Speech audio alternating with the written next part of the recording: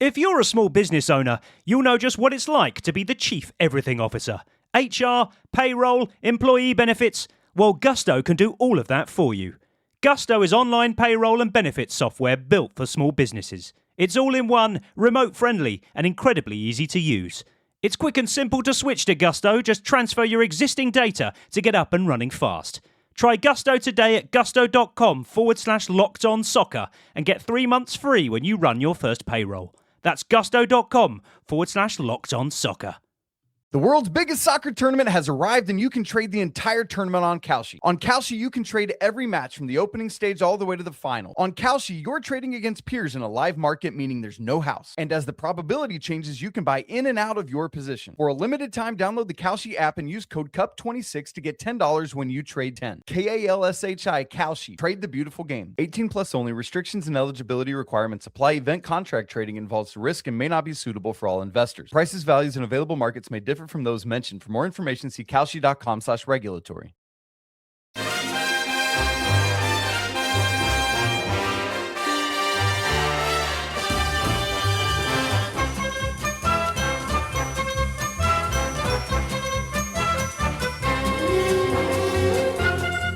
Hello everyone, I'm Chris Wynn and welcome to How Are the Podcast. And I hope you listened into part one of our Football Room 101. Which saw Jonny and Andrew begin to go head-to-head to see which could rid football of their pet hate by persuading me to place them in Room 101 to banish them forever. So we started off with both of them picking World Cup picks to go into Room 101. And I think it's a first, but with Jonny going for the British media and Andrew going with World Cup ticket prices, it was difficult to do anything else but put them both into Room 101. So they're both level pegging going into round two. And luckily for us, I have the same two gentlemen aiming to keep up the momentum in part two and the next two rounds. So first up, I can introduce once again Andrew Smithson. Hello, Andrew. Hello, mate. I was about to take a sip of water there, but I thought hydration break might upset a few of you. So if I sound a little bit parched in this episode, you know why. Yeah, there might be a few of our listeners thinking, did he actually put ticket prices in? Because you did. You were a bit genius, weren't you, by starting off with ticket prices, then bringing everything up that had anything to do with FIFA and the nation of the United States of America. Don't ever accuse me of being genius, Chris. We did kind of go off-piste a little bit, but it was all around the same thing. I think I got away with it. Well, I'll have to introduce our next guest to find out whether that's true, because next up we have Jonny. Hello, Jonny. Hello, Chris. Hello, Andrew. Hello, everybody listening. Yeah. Do you reckon he snuck one in there by bringing up everything else to do with it? I'm loath to be too critical because I also basically just played on your emotions and tugged on your heartstrings by making it into we all want England to succeed, don't we? This is for the benefit of the nation. So I'm not above a little bit of psychological skullduggery myself. Yeah, but when the only thing I could think of to not put it in was Daily Sport headlines throughout the years. I mean, you were already onto a winner, weren't you? Yeah, so listen, maybe I'm just getting a bit soft now that we're enjoying the spoils of victory together, and I'm being very magnanimous and allowing Andrew to steal some valor for himself. But hey, there's plenty of points to go around. Yeah, once upon a time you'd have been all over that, saying, surely not fair, you can't get that in. You've been talking about drinks breaks and adverts and all sorts. I vented all of my sort of bitterness and hate in the interval, Chris, when I started slagging you off for not having your video on. So I think I've come back a mellower man for part two. Oh, I don't know if you were slagging me off or saying that it was a better thing that you couldn't see me for whatever reason. Don't slander my upstanding name to our listeners and, infer that I would say horrible things about co-stars on this podcast. I would never do such a thing. Never. I'm trying to think back to a certain podcast now. I'm trying to think of a quote from there, but I can't think of one off the top of my head. But anyway. I don't recognise any such words or phrases from podcasts as being attributable to me, actually, and I'll get me solicitor onto you if you bring that up again. Yep. Well, I'm not surprised you've got no memory of it, to be honest, mate. But anyway, let's get into round 2. And I'm going to start with Andrew. So what's your pick for round 2, Andrew? I can't remember, Chris. What order did you want me to go in? All right, Chris Kamara. Oh, I don't know, Chris. Jeff. Has he gone off? I don't know. Right. Just We'll go. count the number of players, Andrew. Hi. That was a hint. Chris, you are a genius. That is brilliant. I think five-a-side football is rubbish, and and should just be binned off permanently. I've currently got 3 games a week going, and I have no idea why. I'm one of the most out of shape. I'm certainly one of the poorest players technically. And when you consider these 3 games are all with different groups of people, to permanently be the worst player on those games takes some doing. If my team loses, and when I say my team, literally 4 of the lads who are wearing a bib the same colour as me, whose names I don't always quite know. You'll bump into somebody in the town and the wife says, "Why didn't you introduce him to him?" Because I don't know what his name is. I only know him as Nobber or whatever stupid nickname he's got at 5-a-side. So if my team lose, I'm in a mood. If I go in goal and I get nutmegged, I'm calling myself all sorts. If I miss a chance, that is the thing in my mind as I try to get off to sleep that night. Why did I try and chip the goalkeeper in a 5-a-side net or whatever? Every single time I play, I get an injury. I'm hobbling around, or I've got a limp, or I've got a black eye, or I can't drive because I've hurt the arm or something. Currently, and this is genuine, I am waiting for an X-ray because I've got a suspected broken thumb from last summer that just when something doesn't get better after months and months and it still hurts to tie your shoelaces. Was that linked to 5-a-side though? Yes. Okay. Yes. Don't get me into trouble. But this is it. Do you know what it was? It was from the most routine save ever.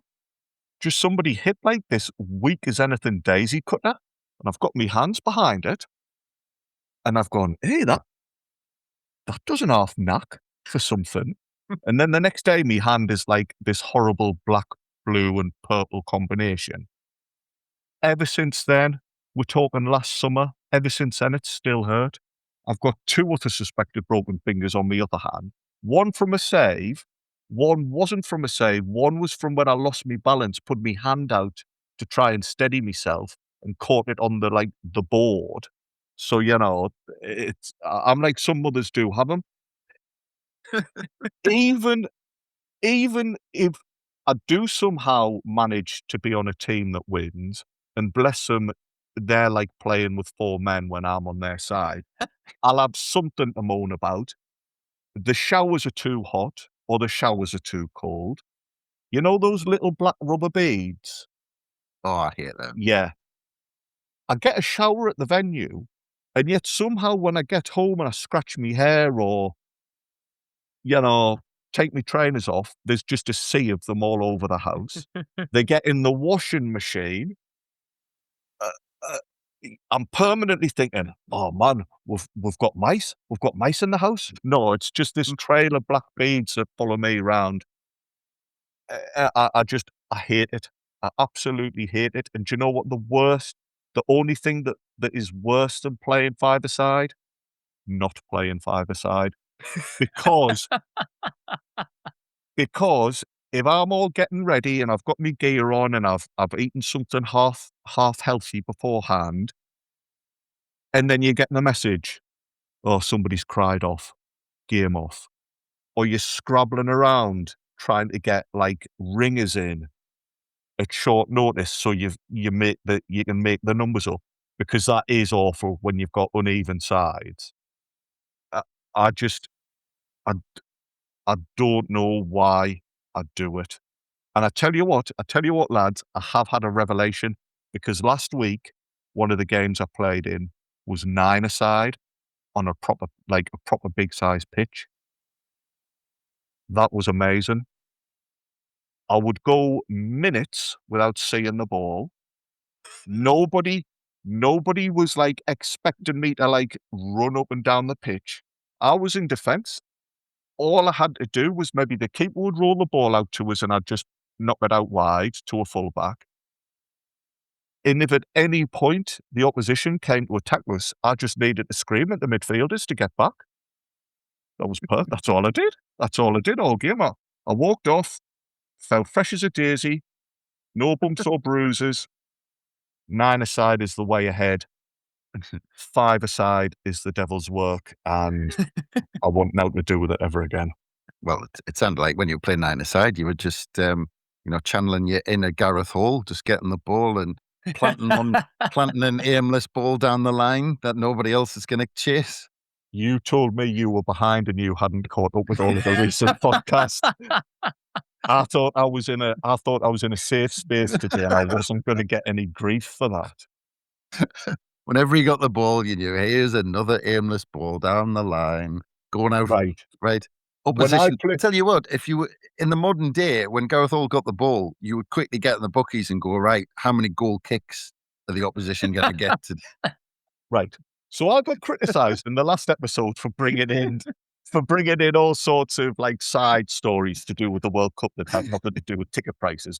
Why, on my bit about I decided I haven't to defend Gareth Hall? Well, just when you described yourself playing 9-a-side, it reminded me of Gareth Hall. That's all. But anyway, I'll tell you what, I'm playing football tonight, and if Gareth Hall wants to come and take my spot, he's more than welcome.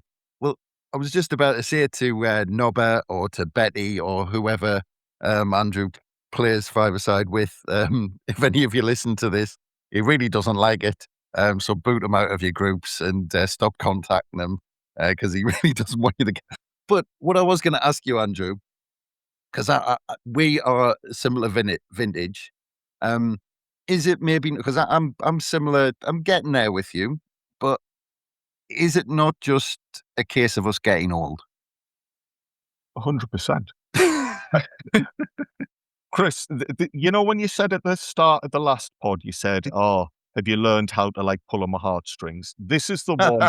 This is why I was emphasising the various injuries and the bumps and bruises and the waking up in the morning and your knee is like swollen to twice the size it was when you went to sleep. I've got no problem with 5-a-side. I love 5-a-side. I think what it actually is, and what needs to go in room 101 is me playing 5-a-side. Oh, you've just thrown a curveball in there. I thought I was all comfortable on this subject until you threw that one in. But yeah, because it does hurt. And I mean, I suppose, are you saying that you're on the, are you in between proper 5-a-side and walking football? Is that where you are at the minute? I'm not sure I'd have the stamina for walking football. That's the thing. I'm brilliant at the match on a Saturday of like, oh, this is what you should do, and oh, that's pathetic, that from that player. And then when you see the state of me attempting to play football, it's scandalous. It's for a lad who grew up in the northeast of England and like played football every break time, every dinner time, every weekend was down the Seaburn Rec. I've got no first touch. I've got no technique whatsoever. My fitness is a disgrace. I might have to look at walking football, but whether those lads would... the only thing I'm good at, genuinely, is I'm reliable. And if I say I'll be there, I will. Other than that, and I always pay me subs. That's another good thing. You'll never have to chase me and say, Andrew, you've not paid this week. The other thing, the last thing I'll put to you is, let's say we take you playing 5-a-side out, and again, similar vintage, so exercise in general, it gets more difficult because everything hurts. It hurts just getting out of bed on a morning, never mind attempting to do some exercise. But take a ball out of the equation and an organized thing like that where you have a bit of a laugh and then do some exercise. Does that not become a whole different concept? Well, the having a bit of a laugh is usually at my expense, so I could live without that. Oh yeah, I said I don't know why I play football. It's because every other attempt at keeping fit is just utterly dreary. You know, at least this one is I'm driving to the game. I might be able to indulge in a 10 minutes of daydreaming where I think, oh, I'm going to have a really good game today. I'm going to be brilliant. I'm going to score the winning goal. And as I walk off the court, Gasolfi's going to be there. Gasolfi, I don't know, was watching his band do a training session or something and thought, how's this lad gone under the radar? So yeah, there's the hope, and there is that aspect of, well, at least you're not doing a physical activity that requires some sort of effort. But aye, you're right. It hurts, Chris. It hurts, and I'm old and I'm in pain, and I wanted to stop, please. No, you're definitely tugging at the heartstrings now because you're speaking my language. And I would normally bring Jonny in on the topic, but he's young and plays five-a-side and he's quick and he's fit. So I'm not. So I'm going to ask Jonny. Disclaimer, I'm not saying that I'm any of those things, by the way. Chris is saying that, okay? Just before I get done for, lying very strongly on a recorded medium. Jonny, it's all relative. When compared to me and Andrew, all of those things are still true. But I'm going to go straight into your second round pick, Jonny. Yes, and definitely I can remember which one is supposed to be up against five-a-side. I can definitely remember which one that is. It's the thing that's missing from five-a-side. Ah, yes, of course. Yeah. So my second pick is throw-ins, more specifically foul throw-ins. Now, I'll just also, one thing I'll say on five-a-side before I do move on, the only thing I wanted to say is I kind of agree with Andrew in the sense that I wish five-a-side had never been invented, because five-a-side being so prevalent means nobody plays seven-a-side anymore, and seven-a-side is by far and away the superior short-form content version of football, and more people would play it if five-a-side wasn't so bloody easy to organise instead. But that's that. I'll allow him to have it and I'll move on. Yes, the aspect of football that doesn't exist in five-a-side is throw-ins, but in the professional game, you will, if you actually, pay attention every time a throw-in is taken in the Premier League and in any given match, right? It could be anybody playing Sunderland, anybody else. I would estimate conservatively that a good 50% or more of throw-ins are actually foul throws, and not one of them will you ever see get given by the referee. From the back foot being lifted while the throw-in's being taken, from the throw being taken straight down in front of the head, basically, instead of from behind or over the head.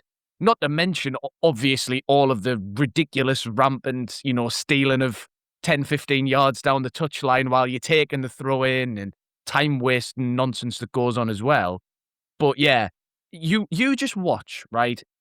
And you just count. Every time there's a throw in, just either foul or not foul. There'll be a hell of a lot of fouls totting up, and you won't see a single one of them whistled because for some reason the referees they just don't care. They just don't care.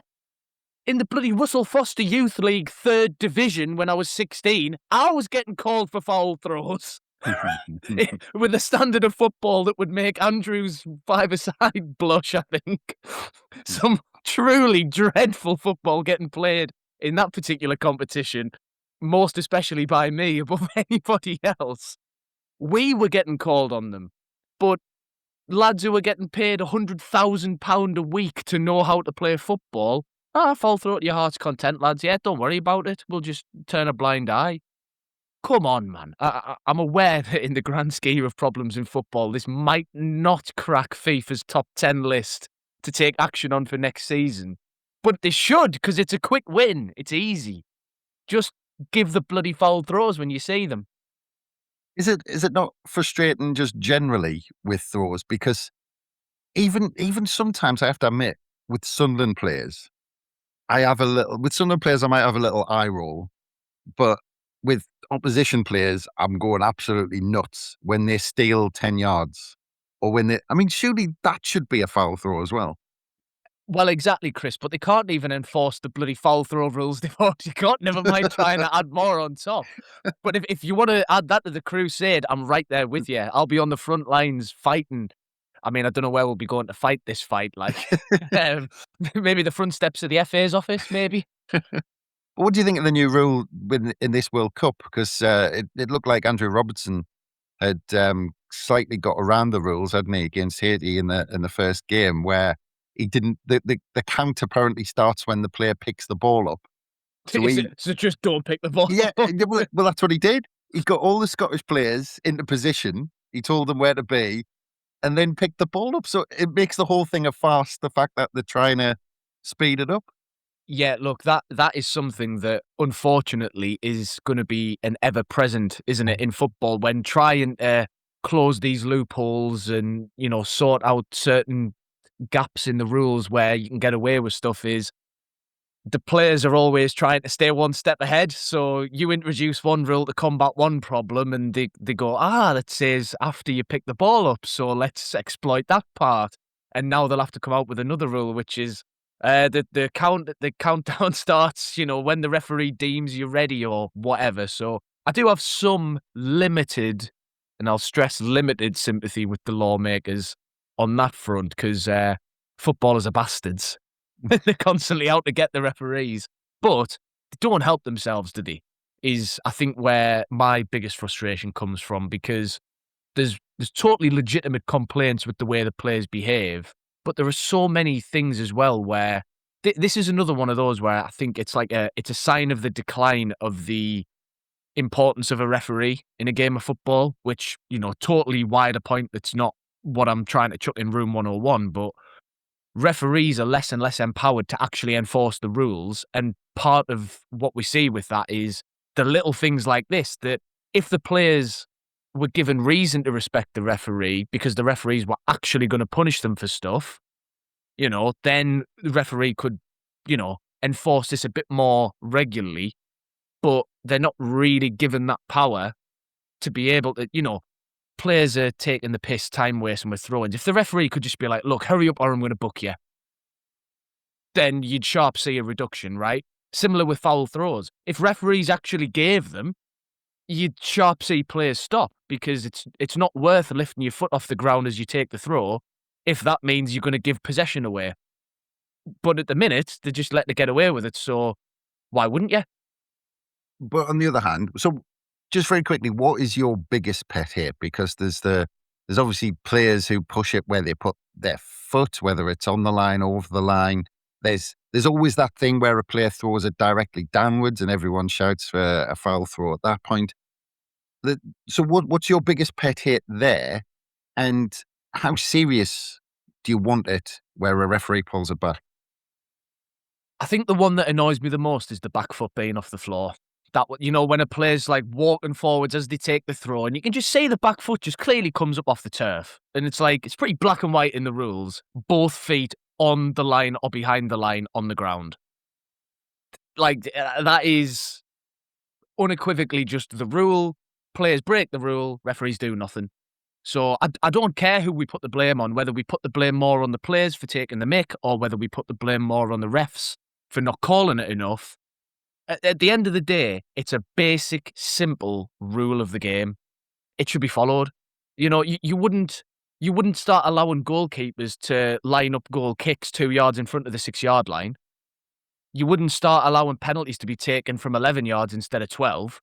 You wouldn't start allowing corners to be taken with the ball outside the quadrant. Now, penalties on the line might be quite an impactful one, but a corner, whether the ball's in or outside the quadrant, does that really matter? Is it going to make a material difference to the delivery that's put in? No, but it's the rule, so it's enforced.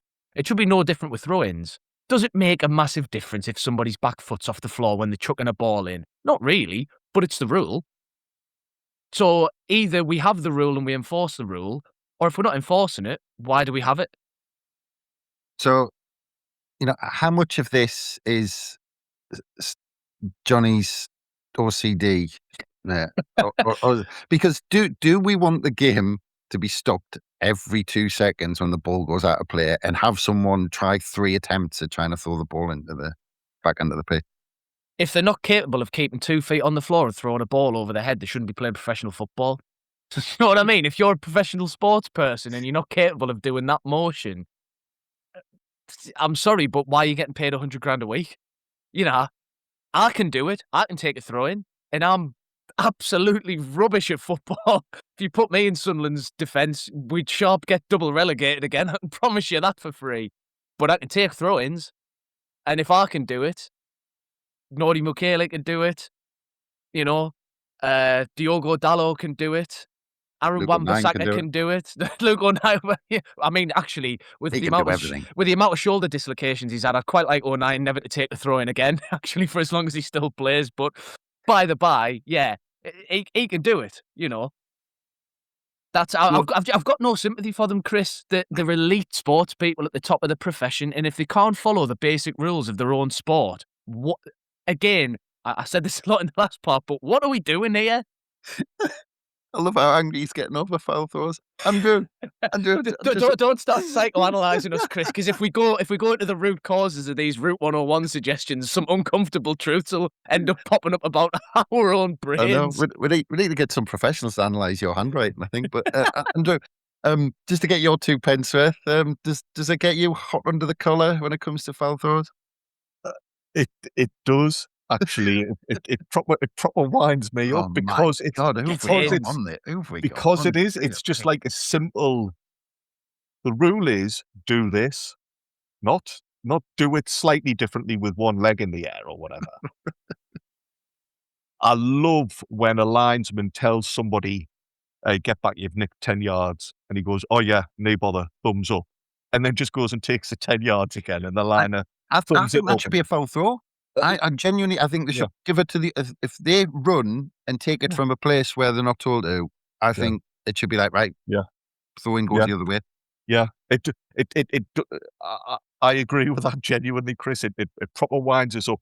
I love how animated players get over a throw-in. They'll both be screaming in the liner's face, "Oh, it went off him, it went off him." All for a throw-in, which, if we're being honest, isn't that much of an advantage. Like, a throw-in's not a good thing to have anyway, because in the best situation is you're going to throw it to your teammate who's got to chest it while somebody's all over the back of him, and then play it off to someone. So they're a bit of a. I don't know. I don't think the benefits of them are worth the amount of chew they get. But Chris, you'll be pleased to know I've got the perfect solution for you. Oh, fantastic! Put 5 aside into room 101. Close down all the 5-a-side centres, take the boards and just put them around the pitches at all Premier League games. You don't need throw-ins there. It's fair game. You can use the boards to do a 1-2 and get past your marker and all sorts. You'll never have to worry about the throw-in again. Job done. Everybody happy. Next topics, please. Perfect solution. There you go. And Andrew and Johnny trying to do all throwing coaches out of a job. What would they do? Don't even get it bloody started on them, Chris. What would they do if you didn't have throw-ins? Hopefully, go and get a proper job. But anyway, I think that's the end of round 2. So I think we should decide what goes into room 101. And I'm going to start with Johnny with foul throws. If you'd picked gaining ground, and I might have been on your side, but considering how angry you got, I just want you to now burst with anger that I'm not going to put it into the room. Do you know what? I am actually a bit sweaty here, so I'm glad I opened the window before I started. You went that shade of red, that room 101 shade of red that you went there. But no, throw-ins aren't going to go into room 101. Andrew, with 5 aside, I was tempted because it does hurt, but I was, I might have to take up what's it called, jogging, or I think it's Scandinavian. I think it's a new craze that people do, whatever that is. And I can't even imagine trying to do something like that. That doesn't involve a ball, just to make it not feel like exercise. So, five-a-side, unfortunately, Andrew, I'm sorry. I know how much it hurts. It hurts me as well, but it can't go into room 101. I am pleased because as I'm thinking about it, I have just upset a load of really treasured friends and lads who are who are really like spending time with. I've just thought I've just gone and quoted all of them off and just whinged. So you're probably right, but can I just say, and this is genuine, Chris, as Johnny was talking there, a couple of messages have popped up on WhatsApp about somebody dropping out about tonight's game. I'm like, oh, you have got to be joking. This cannot. This has to be a wind up. See, and now you gutted that it might be off. You I see, know. exactly. See, so I'm Ridiculous. right, and yeah, and Nobber, if you are listening to this, whoever you are, kick him out of the group. Yeah, Oh, get Andrew and Chris. You can go and get some paddle subscriptions. All right, you two can go and play. That's the new craze now. Leave the five Yeah. aside to the experts. All right. I've remembered one other thing. I've just got to get this off my chest as well. The boot of my car stinks because of sweaty bibs and so yeah, paddle might be a better option. I thought you were going to say you were like Bob Mortimer and had all your pocket meat in the boot there with half-eaten chicken from last week or something like that. But anyway, that's enough for round 2. We need to get into round 3, but before that, we'll take a quick break. So we'll be back after these. If your business runs on 5 different apps, 12 browser tabs, and one spreadsheet that everyone's afraid to touch, it's probably time for Odoo.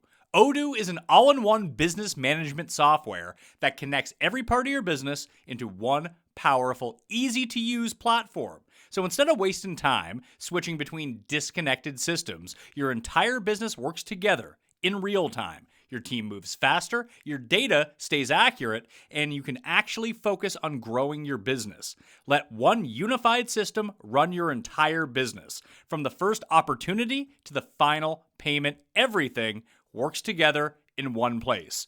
Whether you're a small business or managing a large operation, Odoo gives you one flexible platform built to grow with you. Learn more at odoo.com. That's ODOO.com. And welcome back to How It the Podcast. And this is part 2 of our Room 101, and we're getting into our final round. So far, just a reminder of the scores in the first round. Both Jonny and Andrew got theirs into Room 101. So that was the British media and ticket prices in the World Cup. Round 2, we had 5-a-side and what was the other one? Foul throws not given. Just remembering Johnny's face and how animated he was. But neither of those went into Room 101. So it goes on to the final round. And I'm going to come to you, Andrew, for your final pick. Cheers, Chris. Yeah, I don't like 5-a-side. Hate it. I'm coming to the realization I'm not that keen on proper football either, because on previous Room 101s, I've criticised about the home fans. I'm now going to complain about away fans, and they're just absolutely lift and patter. Your ideal scenario was during COVID when nobody could go, wasn't it? Well, this is what I'm thinking. I mean, I spend all week looking forward to going to games, and then when I get there, I'm just sitting there fuming about the people around us, the people who were sat in the away end behind us, and the fact that the people I've paid to watch are like immeasurably better than me at every single aspect of football.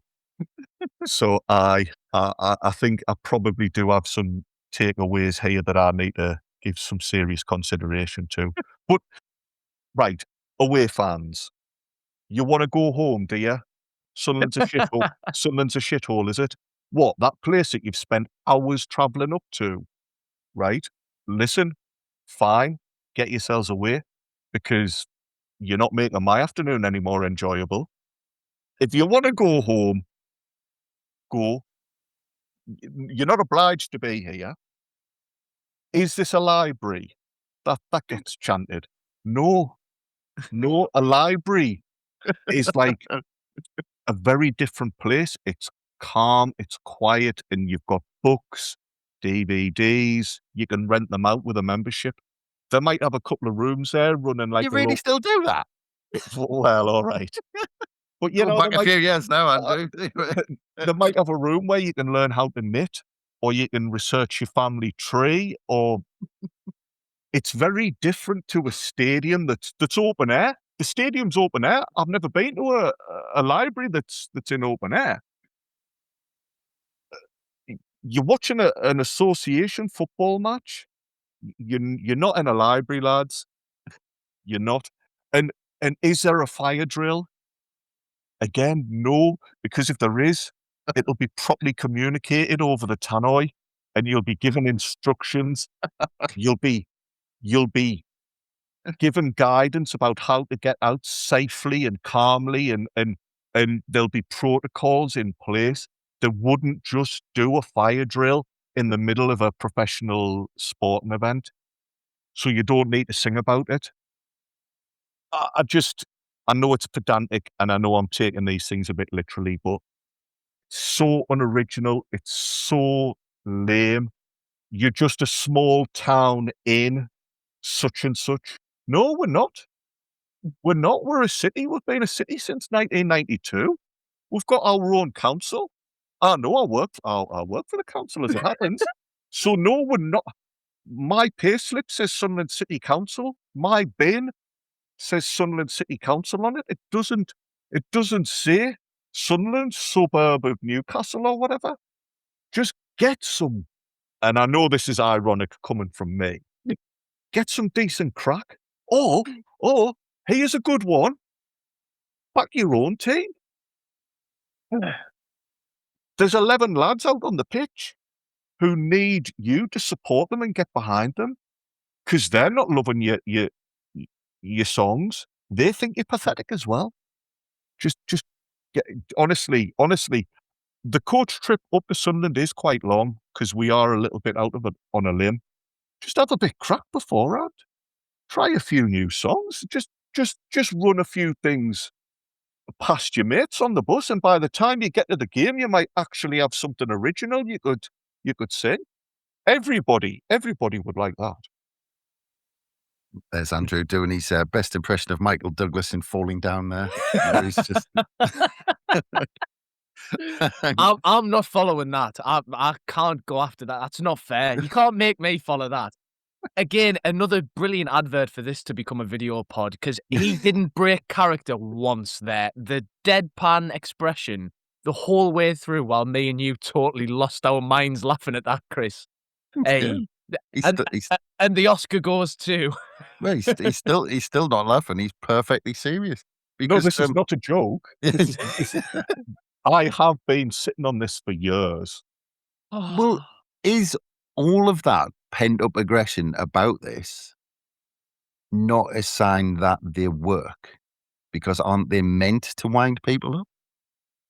Not last season, because we were good at home and we were winning most weeks. So but it still wound you up, even though we were winning. But if that didn't wind us up, the throw-ins would have wound us up, or something else would have. So the prices I paid to get into the ground beforehand would have wound us up. So I'm going to be annoyed, Chris, no matter what. I might as well channel it towards a load of people who I'm never going to meet again in my life. If Andrew comes into your little corner shop with his suitcase and his shirt and tie on, you know he's about to completely explode. But I was just going to say, I was going to ask you though, Andrew, can you say hand on heart, you've never chanted at Middlesbrough fans, you're just a small town in Yorkshire? Genuinely. If there's a really good song and it's witty, and you think, oh man, they've absolutely done us there, fine, fair play. You've just got to like grit your teeth and bear it, take it on the chin. But away from home, I wouldn't sing that type of thing. I never liked My Garden Shed. I never liked that song either. Oh, come on. Pushing the I'd- envelope now. I'd be there saying, no, everybody, let's just have come on, let's have a think about it. Excuse me, does your garden shed fit 20,000? Because I don't think it does. Come on, lads, it's at least a lean-to. Yeah. Pipe down, lads. We're about to take a throw in and have both feet on the ground. I want you all to watch this. Trying to work out how to get greenhouse to scan into my garden shed. My conservatory. This. But again, it's not. And if it is, you're so successful in life, you don't need to put this much effort into supporting a football club. Spend your Saturdays in your house that is so big, the conservatory could house 46,000 people. If I had a conservatory that big, I'd spend a lot of time in it. You'd spend a lot of time trying to get out of it, wouldn't you? Just trying to walk from the middle to the door. Can I just ask again, what is it that you're putting in the room 101 here? Because you said, I like the witty ones, and you're putting all... So what you're putting in, what is if you sum it up in a sentence? I don't know. Listen, I've just realised I've just had a great thought as well. If I did have a conservatory that held 46,000 people, I'd build a five-a-side court in there, and I'd just be able to play on me Todd.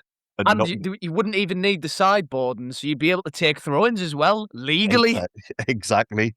I do what Chris will remember this. Do you remember, was it Steve Howie or Steve Watson who used to do that throw-in where he ran and would do like I don't even know how you describe it, but he would jump head first, do a somersault in the air. Ball. Yeah. I'd practice one of them, break me neck, and never be found again because people would be like, "Where's Andrew? Andrew!" Nobody would be able to hear us because I'm in a conservatory that holds 46,000 people and I'm miles away from everybody. Right, what was it? What am I banning? Exactly. Yeah. Is it just what you consider to be shit chance? Yes. So, can you give me is there any example of a good one from maybe this season? No. But I can begrudgingly respect, and this is dangerous territory, proper clubs. So, Man United fans, Liverpool fans, they are non-stop, and it's all about their team or former players that they love. It's nearly always proper tin pot outfits who, the type who used to cause a pathetic rivalry in League One. It's that lot. It's those ones who are like, Sunderland's a dump and all of this. It's like, remind us which like horribly neglected part of the country you're from, because I've been there. I didn't sing about it, but as I drove away, I remember thinking, bit of a dump there. Can't wait to get home to me 46,000 capacity shed in my garden.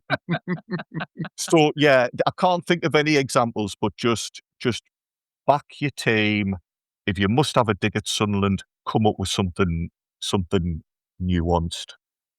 So when it comes to Sunderland being away fans, and it's the emphasis is on us, do you think we're more witty than the average club?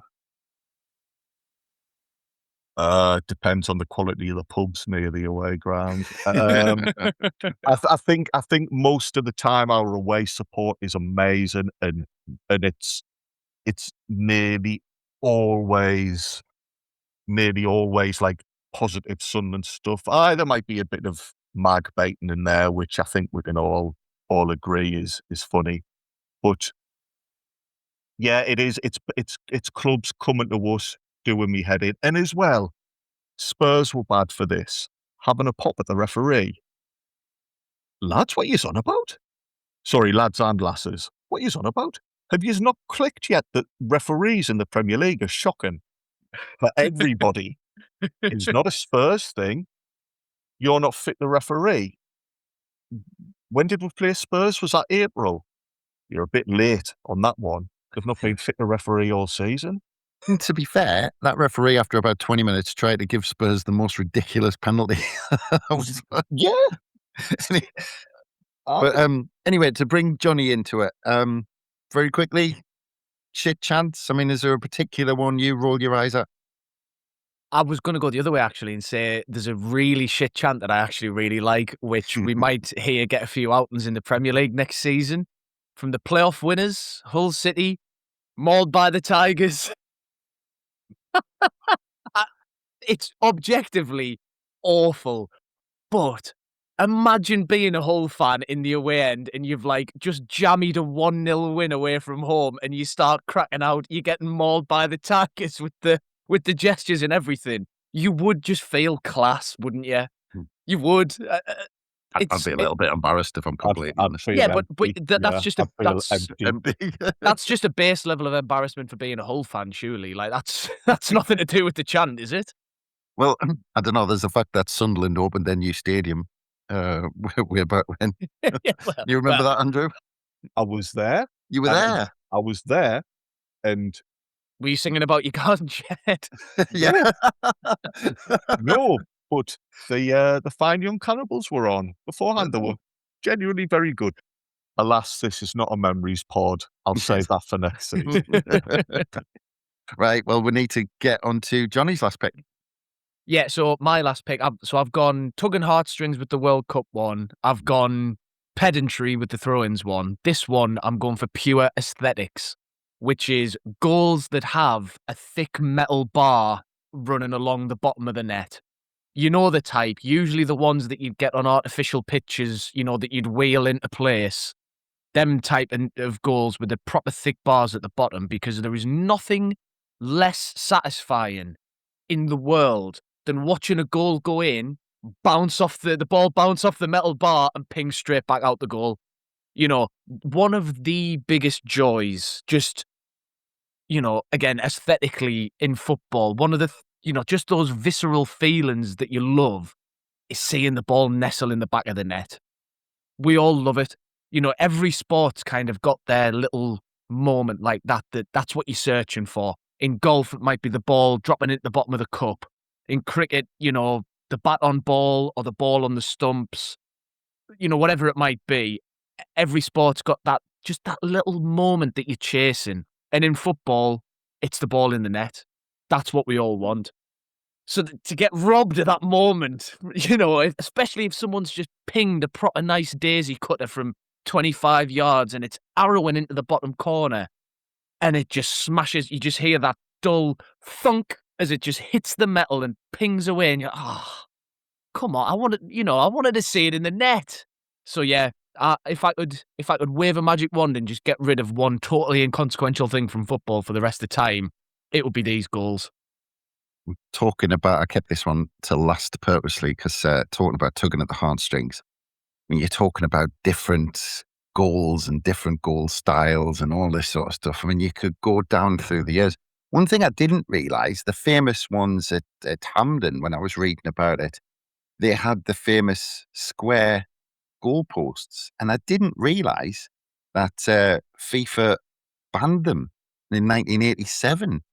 I hadn't realised that square goalposts were banned. I thought it was just like a traditional thing. But you think of the old goal nets, and I don't know if you remember the old strange ones at White Hart Lane and the Dell that were quite shallow, but quite the ball didn't rustle the net. It just kind of almost hit it and landed in it and then stopped. And the other thing, Jonny, I wanted to say was talking about this, and I've been trying to read about it. Someone might be able to tell us send something in if they know the rules, or, you know, I haven't had too much time to try and look for it. But stanchions, like when a ball went in the top stanchion, and just, I remember there was one years ago on Danny Baker's Fabulous World of Freak Football. Clive Allen pinged one, and it stuck in the stanchion. And I think there was one when they played, I think it was Palace might have been Palace Brighton actually, where one hit the stanchion and bounced back out and the referee didn't give it. And there was like all the players were surrounding the referee saying it went in and all this sort of stuff. But where did stanchions go, Jonny? Well, that's another thing that these woke nets with the bloody metal bars at the bottom have taken from us. Because you don't need a stanchion if the net can be affixed to bars that are on the goalposts, right? You don't need stanchions then, because if you don't have freestanding posts with nothing on them, you don't need to hang a net because the net's already there. So yes, you're bolstering my point yet further, Chris. This is another thing they've taken from us, and we can't allow them to take any more. Because I'm totally with you. I'm a big stanchion lover. One of the shames of top level football in England now is every goal's got, the stanchions are just two poles behind the goal, aren't they? That the net is sort of strung onto, which there's a level of satisfaction in the ball just missing the post and smacking into one of them. Don't get us wrong, but it's not the same as hitting one right in the postage stamp and either getting stuck in the stanchion, which is the platonic ideal of this, but, hitting the postage stamp, smacking off the stanchion, and then crucially rustling in the back of the net, ideally, which you can't get because of these stupid metal bars. Yeah. Well, that's it. But it sometimes the way a goal is, or it's shaped, Johnny, or the way the net is, for me, like it's part of the beauty of the game on how a goal looks. Yes. Sometimes a header can nestle in the back of the net, or it can, the net billows out, or it goes in the top corner, or it goes in the bottom corner and sticks. I remember Ian Rush scoring a goal in the FA Cup final in the 80s and it knocking a camera over right in the corner of those beautiful nets at Wembley. But there's something emotional about how it all looks, isn't it? And so the type of goal has a lot to do with that. Yes, it adds a bit of unique character, doesn't it, to each goal, the way that it hits the net and the way that it reacts after that. Like you say, someone drives one low into the bottom corner, it hits the very bottom back corner of the net, flicks a camera, and then stays nestled in the corner. Brilliant. Alternatively, someone hits one. Stop talking to Eddie. I'll do it in a French accent if you're not careful. Oh, I wouldn't. But alternatively, someone rattles one in the bottom corner. It doesn't hit a camera, but the ball then does that thing where it loops up to the top of the net and then drops back down. Great. Pile driver from distance, sort of mid-height of the net with those loose nets where the ball then, you can see it, like you said, billow a few yards back into the net before it drops. These make goals what they are, and goals are what make football what it is. They're the most important part of the game, and the way they look in the net is probably the least important part of them, but that doesn't make it not important because, the watching experience, the viewing experience, like you said, there's almost an emotional reaction to it. That extra bit of satisfaction of, oh my God, look at the way that went in. It does just make a goal. It can turn a great goal into an iconic goal. And, it's all those little intangibles around it, the way it looks going in, the sound the crowd makes, whatever it might be, there's something as daft as the commentary that's alongside it on the TV or whatever. And the goal net itself, the goal, the physical thing, is as important as anything else on a football pitch for bringing you that little bit of magic that's what every football player is trying to tap into. They're trying to, you're trying to feel that bit of magic for that fleeting second as you strike that goal or, whatever it might be. That's what we're in it for. And these stupid nets with the thick bars at the bottom, they're ruining part of that magic. And it Just needs very to be stopped. Very quickly, Johnny, if I ask you, what is your favourite goal type? And you can either go stadium, you can go tournament, whatever you fancy. What's your favourite goal type? I think for iconography, there's something special about Wembley's goals. The way that they're the nets are just that bit deeper than everywhere else. And they're almost they're not square, but they're a bit squarer. Whereas I feel like most Premier League grounds, the goals. We're talking modern Wembley. Well, you can go modern or old. It still has that I think the newer ones aren't as satisfying because newer nets tend to be a bit tighter, and I think a looser net gives you a better scope for all these kind of different types of goals to go in and have that finishing touch added to them. But yeah, those sort of Wembley style, slightly deeper, but still standard type of goal nets I'm a big fan of. The ones that I don't really like are the title ones. So the Etihad, Man City's ground, has always had, that famous Aguero goal. He hits it and it almost sort of like bounces off the back of the net like it's a wall. Don't like that. That goal should have been nestling 2 yards further back into the back of the onion bag.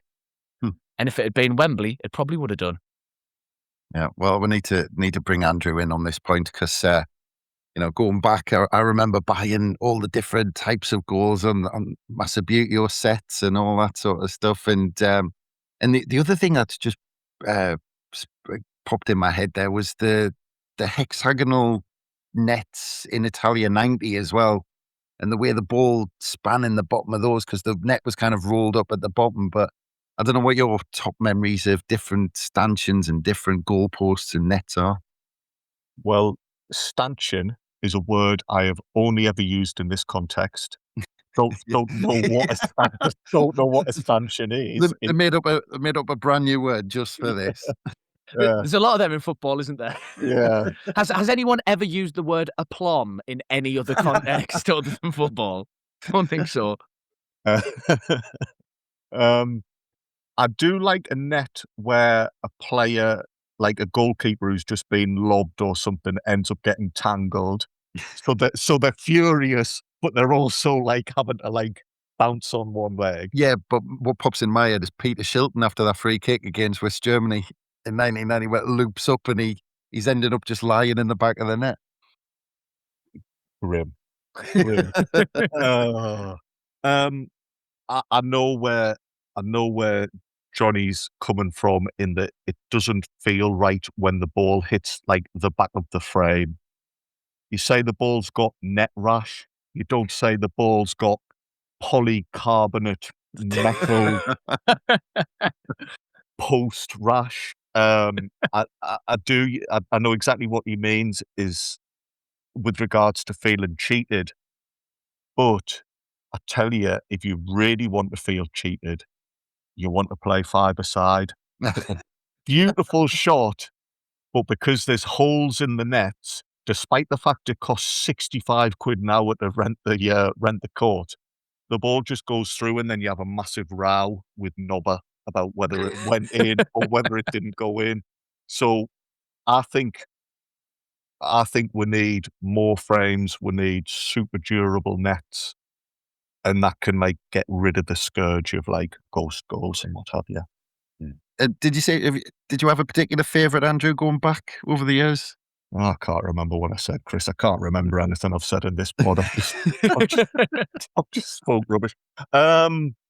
I hate these types of questions because I feel as if it's genuine and I need to give it real thought because if I don't give the right answer now when I'm at the early gates, they're going to say, "Oh, you gave this as your favourite ever net memory," and it's not, is it? You're a liar.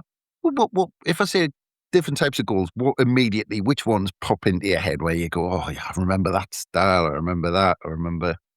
Because I remember the Roker Park ones in the last year. It went really tight on an angle, didn't it? Because I remember it had stanchions as well. Because Chris Waddle's free kick. I mean, the only thing that was missing from that free kick was it getting stuck in the stanchions. I think towards the final years of Roker Park, I can't imagine they were actually to spec because I'm sure our bar wobbled more than other people's bars. I don't think it was a standard sized bar. I think my favourite ones were when we first moved to the Stadium of Light and they had SAFC kind of like, I don't know what that technique's called, but in the netting itself, they had red lettering. I mean, again, Johnny said it's all gone woke now and you've got to all have standardised nets. So that's gone the journey, but I was quite partial to those nets.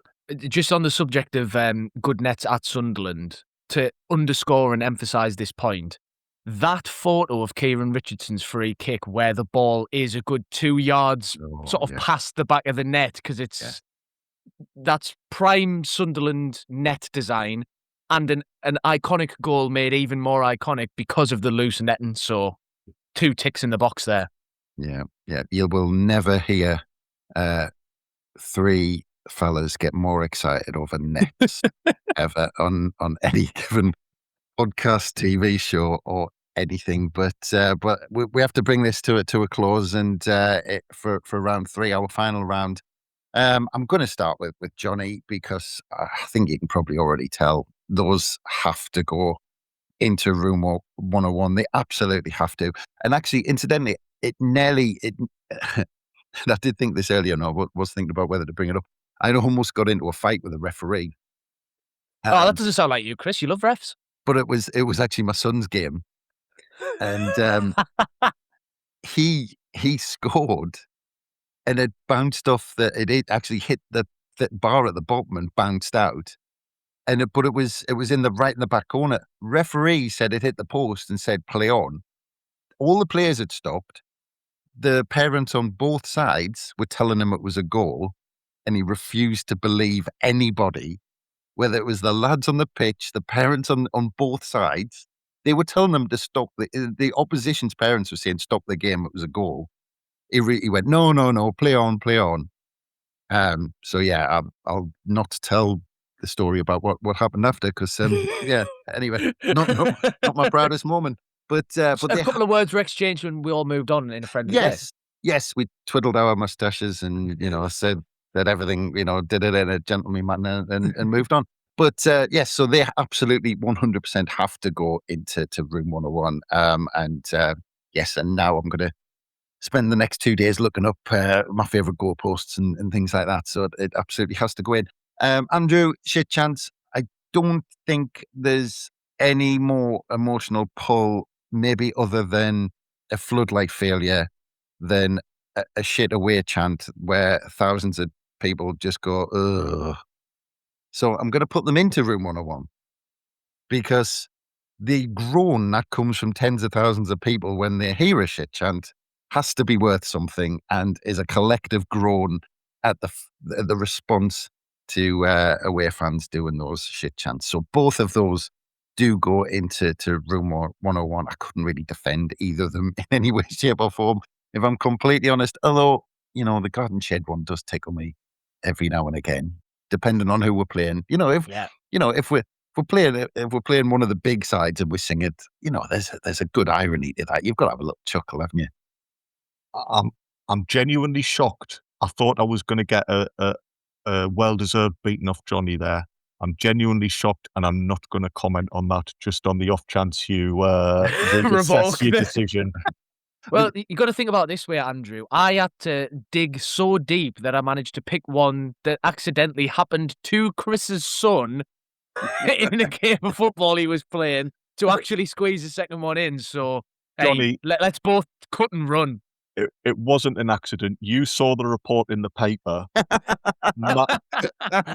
Teenage refereeing prospect retires from game after vicious assault was the headline. That's how I knew Chris's son's names before. Tarquin and Hugo, they were in the paper. It wasn't a headline. It was just in the court roundup. He saw where it was. Yeah.